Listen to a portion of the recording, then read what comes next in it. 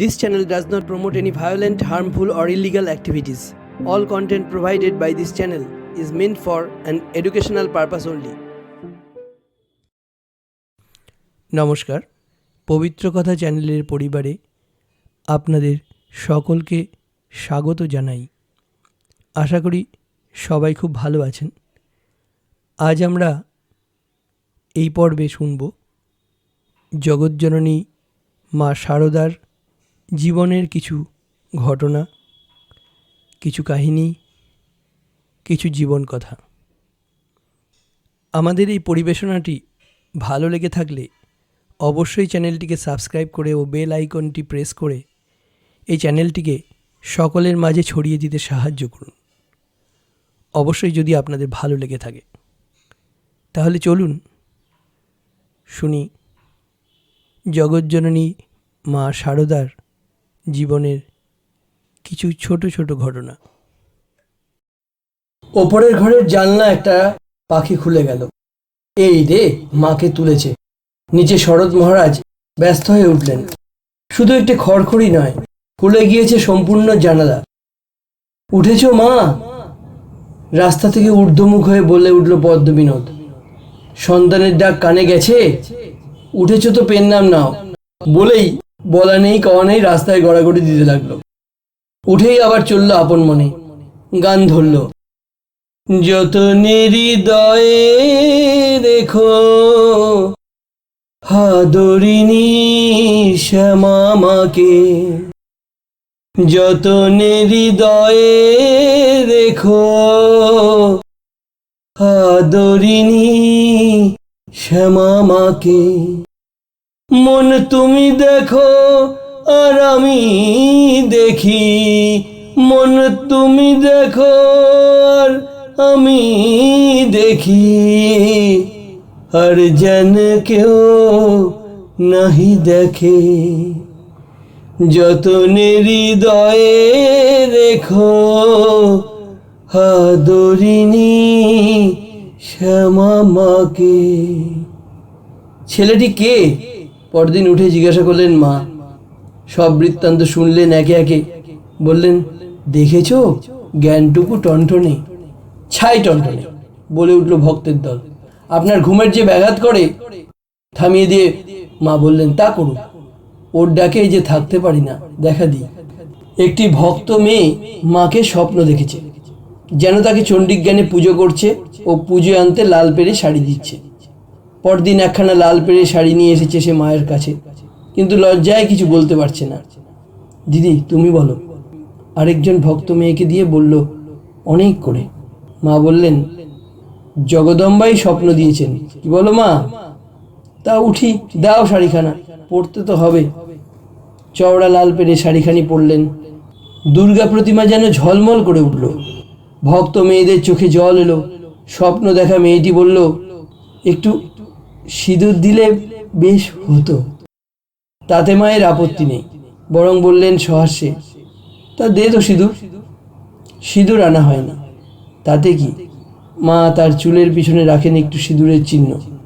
মা চিরসীমন্তিনী, শিব সীমন্তিনী। যোগের মাকে বললেন একদিন সারদা, ওকে একটু বলতে পারো? কি? যাতে আমার একটু ভাবটাভ হয়। লোকজনের জন্য তো যেতে পারি না ওর কাছে। তুমি তো যাও, বলবে? আর বেশি কথা কি গো। সকালবেলা ঠাকুর একা বসে আছেন তক্তাপোষে। যোগীন্দ্র মোহিনী প্রণাম করে কাছে এসে দাঁড়ালো। কি খবর? স্মিত মুখে জিজ্ঞাসা করলেন ঠাকুর। সাহস পেয়ে বললেন এবার শারদার কথা। সে ভাব চায় ঠাকুর। ঠাকুর গম্ভীর হয়ে গেলেন। তার প্রসাদ স্নিগ্ধ মুখে ফুটে উঠল কঠিন উদাসীন। আর কথা বলার সাহস পেল না যোগেন মা।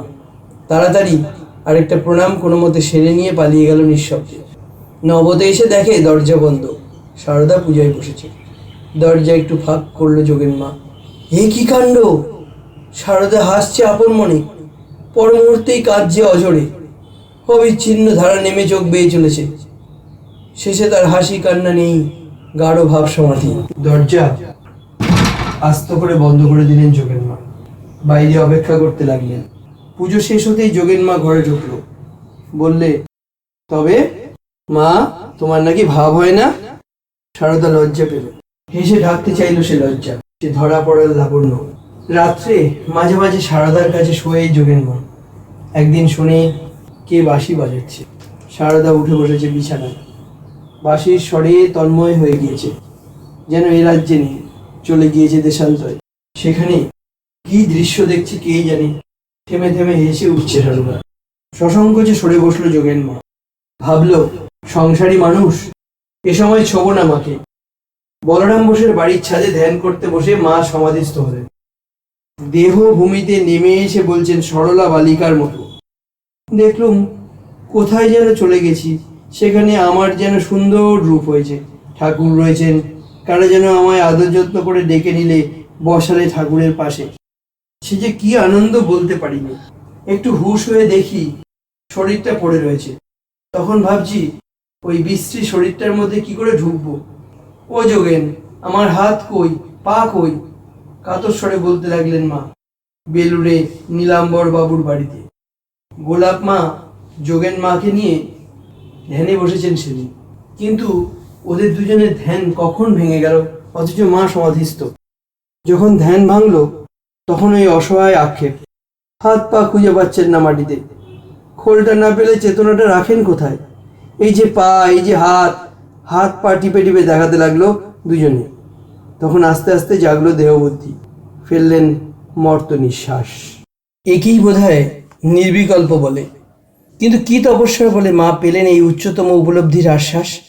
তিনি কি ঠাকুরের মতো তন্ত্র করেছেন, নাকি যোগ প্রাণায়াম করেছেন, নাকি পঞ্চভাবের বৈষ্ণব সেজেছেন? কোনো হইচই করেননি, খড়গ পেরে চাননি গলা কাটতে, নির্বাক প্রতিমার মতো চিরনেপথ্যে বাস করেছেন একটি মহান আত্মবিলুপ্তির মধ্যে। এই আত্মবিলুপ্তিই তার তপস্যা। বিরাজ করেছেন একটি অম্লান সন্তোষে, এই সন্তোষই তার যোগ। উৎসুক হয়ে রয়েছেন একটু সুতীক্ষ্ণ প্রতীক্ষার, এই প্রতীক্ষাই তার একান্ত ভক্তি। মা স্বতঃসিদ্ধা, করবার মধ্যে করেন শুধু জপ আর ধ্যান। জপ করবার জন্য দুটি মালা, একটি তুলসীর আর একটি রুদ্রাক্ষের। তাও অষ্টপ্রহরেই মালা নিয়ে বসে থাকেন না, 4 বার মোটে জপ করেন। ব্রাহ্ম মুহূর্তে, পুজোর সময়, বিকেলে আর সন্ধে। বাকি সময় সংসারের খিদমত, গৃহস্থালির টুকিটাকি সেবা চর্যা। ত্রিশূলধারিণী ভৈরবী সাজেননি সরদা, সে সংসারের একটি সলজ্জা বধূ। গোপন বাসিনী সরলতা, শীতল বাহিনী শান্তি। নিজের নিজের কাজকর্মে খাটো পেটো, তাহলেই সব হবে। তাই কি সত্যি? একটি মেয়ে জিজ্ঞাসা করলো মাকে। বা কাজকর্ম করবে বই কি, কাজে মন ভালো থাকে। তবে জপ ধ্যান প্রার্থনাও বিশেষ দরকার। অন্তত সকাল সন্ধে একবার বসতেই হয়। ওটি হলো যেন নৌকার হাল। সুন্দর একটি উপমার সাহায্যে বক্তব্যটি প্রাঞ্জল করলেন মা। সন্ধ্যাবেলা একটু বসলে সমস্ত দিন ভালো মন্দ কী করলাম না তার বিচার আসে। গত দিনের মনের অবস্থার সঙ্গে আজকের দিনের মনের অবস্থার একটু তুলনা করা যায়।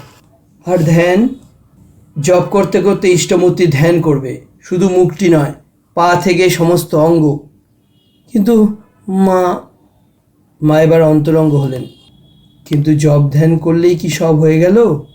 মহামায়া পথ ছেড়ে না দিলে কিছুই হবার নয়। শুধু পথ ছেড়ে দেবার জন্যই প্রার্থনা, পথ ছেড়ে দেওয়ার জন্যই স্মরণ মনন। আর নিষ্কাম কর্ম ধ্যানের চেয়েও বড় সাধন। তাই তো নরেন আমার নিষ্কাম কর্মের পত্তন করলে। মার যখন ধ্যান ভাঙে, বলে ওঠেন, খাবো। যে কাছে থাকে কিছু খাবার আর জল এগিয়ে দেয়। ঠাকুর যেমন খেয়েছেন ভাবাবেশে, মাও তেমনি খাবেন ভাবাবেশে। পান দিলে তার সরু দিকটা খুঁটে ফেলে দিয়ে ঠাকুর মুখে পুরতেন। মারও সেই ধরন। ভাবভঙ্গি সব অবিকল একরকম। সমাধি অবস্থায় গলার স্বরেও অদ্ভুত মিল। আমরা কি আলাদা? হঠাৎ বলে ফেললেন মা। বলেই জিভ কাটলেন। বললেন, অগোচরে কি বলে ফেললুম বলো তো? আমরা তা জানি, ব্রহ্ম আর শক্তি অভেদ, কৃষ্ণ আর রাধা, শিব আর কালী, রাম আর সীতা, রামকৃষ্ণ আর সারদা। রোগা শরীরে জপ করতে বসেছেন। এক ভক্ত প্রতিবাদ করে উঠল, তোমার তো সব হয়েই গেছে, তা মিছিমিছি কেন শরীরকে কষ্ট দিচ্ছ? মা বললেন, বাবা, আমার ছেলেরা কে কোথায় কি করছে না করছে তাদের জন্য দুটো করে রাখছি। সন্তান ভুলেছে, মা ভোলেনি। রাতে কেউ উঠলেই মা সাড়া দেন, কে গো? যত রাতেই উঠুক মা জেগে ওঠেন। একজন অনুযোগ করলো, রাতে আপনি ঘুমোন না কেন? কি করে ঘুমোবো বাবা, ছেলেগুলো সব এসে পড়েছে, নিজেরা কিছুই করতে পারে না, তাই তাদের কাজেই রাত যায়। ছেলেদের হয়ে সারা রাত জব করেন মা, ছেলেদের পাপের ভার হালকা করে রাখেন। এক ছেলে অভিযোগ করে পাঠিয়েছে, মন স্থির হয় না। শুনে মা উত্তেজিত হয়ে উঠে বললেন, রোজ 15-20 হাজার করে জব কর, তাহলেই হবে। আমি দেখেছি, নিশ্চয়ই হয়। আগে করুক, না হয় তখন বলবো, তবে একটু মন দিয়ে করতে বলিস। তা তো নয়, কেউ করবে না, কেবল বলবে কেন হয় না, কেন হয় না। আরেক ছেলে এসে বসলো মার কাছে, বলল, আর জব টপ করে কি হবে? কেন রে?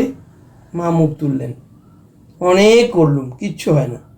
কাম ক্রোধ আগেও যেমন ছিল এখনও তেমনি আছে, মনের ময়লা একটুও কাটেনি।